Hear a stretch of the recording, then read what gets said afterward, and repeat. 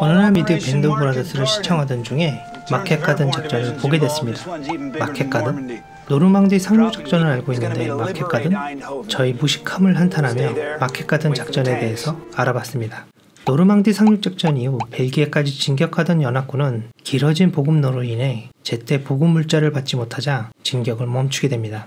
유럽의 모든 항구를 독일군이 철수하면서 전부 파괴해버려서 남은 항구는 노르망디밖에 없었기 때문이죠. 특히 유류가 가장 큰 문제였는데 전선까지 워낙 거리가 멀어 운송 트럭이 유류를 다 사용할 정도였습니다. 또한 눈앞에 그 유명한 지크프리트 라인을 앞두고 있어서 연합군은 여러모로 고민이 컸습니다. 보급이 빵빵해도 지크프리트 라인을 통과하기가 쉽지 않은데 보급이 속을 썩히니 말 다 했죠. 이때 영국 몽고메리 원수가 아이디어를 내놓습니다. 영국에서 휴식을 마친 연합군의 공수부대를 적진에 투입해 네덜란드 교량을 점거하고 이때 지상군이 빠르게 교량을 건너 지크프리트 라인이 없는 북쪽으로 우회하여 독일의 영토에 진입한다는 작전이었습니다. 당시의 독일군은 노인과 어린이밖에 남지 않았다고 생각하여 연합군 총사령관 아이젠하워는 작전을 승인하고 1944년 9월 17일을 작전일로 정합니다. 이때 마켓은 공수부대 작전을 의미하고 가든은 지상부대 작전을 의미합니다. 이래서 마켓 가든? 연합군은 이 작전만 성공하면 크리스마스 전에 전쟁이 끝난다고 생각했습니다.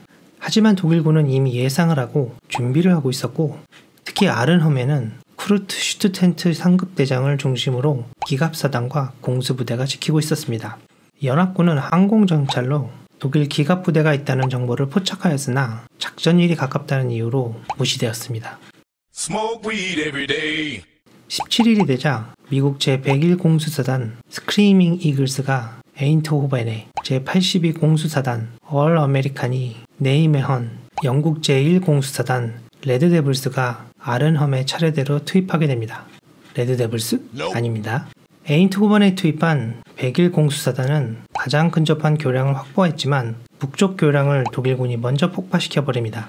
네이메헨에 강화한 82 공수사단은 네이메헨 남쪽 교량을 차지하지만 나머지는 신속하게 출동한 독일군 부대에게 뺏기게 됩니다.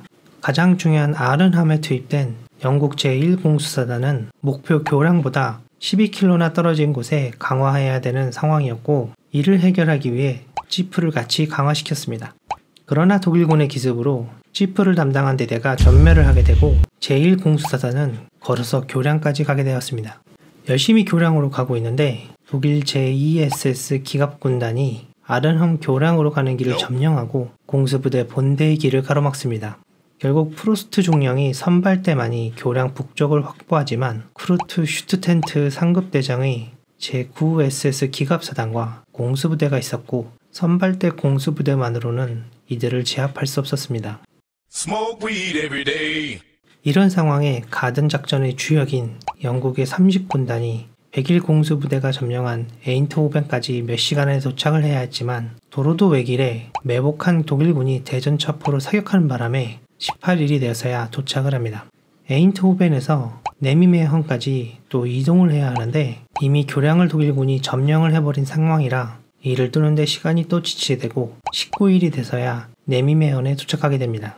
네미메헌에 도착했지만 독일군 잔당이 네미메헌 도시에 남아있어 30군단은 아른험으로 바로 출발하지 못하고 기갑부대는 이미 교량을 건너 아른험으로 진격할 준비를 마쳤지만 아른홈까지 평지를 달려야 하는 상황이라 보병을 기다리라는 명령에 진격하지 못하고 대기하게 됩니다. 이 결과 영국의 공수부대 선발대는 독일군에 의해 전멸하게 됩니다. 상황이 이렇게 되자 연합군은 다시 교량을 확보하기 위해 폴란드 제1독립공수여단을 투입하지만 워낙 늦기도 했고 교량은 독일군이 점령하는 바람에 오히려 잔존 영국군과 함께 독일군의 포위가 됩니다. 결국 9월 25일 버텨봤자 무의미하다고 판단한 연합군은 철수를 명령하고 아른홈까지 수킬로미터를 남겨둔 30군단은 그 자리에서 멈추고 영국 공수부대와 폴란드 공수부대는 간신히 철수를 합니다. 이 전투로 독일군은 약 8,000명의 사상자가 나고 연합군은 17,000명의 사상자가 납니다. 특히 영국 공수부대 1만 명 중 2,000명만 탈출하고 7,000명이 포로로 잡혀 사실상 전멸하게 됩니다. 작전 실패 이후 몽고메리는 작전 실패 원인을 폴란드 공수여단장 스타니스와프 소사보브스키의 탓으로 돌립니다. 하지만 폴란드 공수여단은 오히려 늦은 투입에도 불구하고 독일군에 포위된 영국군의 탈출을 열어주어 많은 영국군을 탈출하게 돕습니다. 이런 사실에도 불구하고 여단장은 결국 한직으로 물러나 전역을 하고 연금조차 받지 못해 75세까지 영국의 공장에서 일을 하다가 76세로 세상을 떠납니다. 그럼 진짜 실패의 이유는 뭘까요? 우선 독일군을 너무 얕잡아 왔습니다. 노인과 어린이만 남았다고 생각하는 것은 정말 큰 오산이었고 정찰대가 발견한 전차들도 무시하면서 작전을 세웠으니 계획대로 될 리가 없었습니다. 독일은 계속되는 전투로 지휘관들의 경험이 풍부했으나 연합군의 공수부대는 작전 시작 직전에 재편성되었습니다. 재편성으로 인한 문제는 여러 곳에서 나타났는데 특히 제1공수사단은 무전기 주파수를 잘못 가져가는 바람에 작전이 시작된 뒤 하루 동안 다른 부대와 연락이 안 되기도 했습니다. 영창감이네요. 또한 작전 시작 직전에 임명된 영국 제1공수사단장 로이 어거트는 공수부대를 지휘해본 경험이 없었습니다. 어이가 없습니다. 마지막으로 작전의 주역이었던 30군단의 진격 속도가 너무 늦었습니다. 아른홈까지 거리는 약 100km인데 오직 하나의 도로밖에 없었던 탓에 독일군이 역량을 동원하여 이 도로를 지켰고 이곳을 일정대로 지나가기는 사실상 불가능했습니다. 결국 잘못된 정보로 계획한 마켓가든 작전은 많은 희생자를 내고 독일군에게 반격의 기회를 주게 됩니다.